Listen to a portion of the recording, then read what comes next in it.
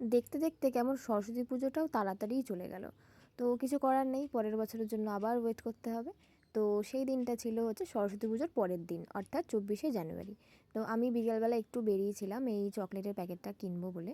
আর কেন কিনছি আর কার জন্য কিনছি তোমাদেরকে নিশ্চয়ই দেখাবো। তো আমি চলে এসেছি হচ্ছে গিয়ে আমার পিসির বাড়িতে, কারণ সেদিনকে ছিল আমার রায়দিদির জন্মদিন।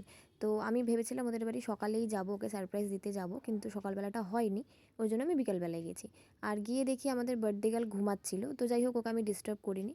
আর এই কেকটা ওরা কালকে রাতের বেলা আমার পিসিরা ওকে দিয়ে কাটিয়েছিল, মানে ওই রাতে যেটা সেলিব্রেশন হয় আর কি। তো সেই কেকটা আমাকে পিসি দিল।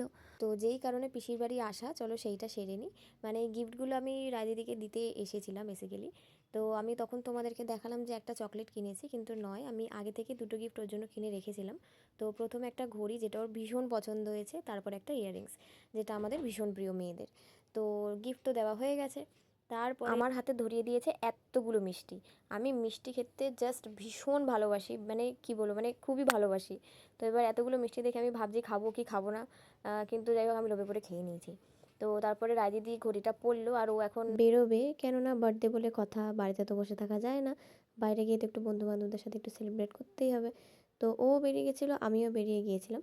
তারপরে আবার রাতে ফিরে এসে দেখছি আমার পিসেমশাই এখানে কি একটা পিঠে হয়েছে সেটা বাড়ছিল আমাকে দেওয়ার জন্য। আর সেই দিন আমি পিসির বাড়িতেই থেকে গিয়েছিলাম। তো চলো টাটা, দেখা হবে নেক্সট ভিডিওতে।